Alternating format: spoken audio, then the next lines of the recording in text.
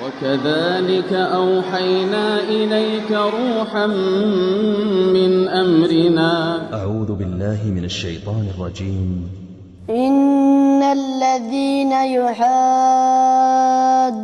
الله ورسوله كبتوا كما كبت الذين من قبلهم وقد أنزلنا آيات بينات وللكافرين عذاب مهين. يوم يبعثهم الله جميعا فينبئهم بما عملوا أحصاه الله ونسوه والله على كل شيء شهيد.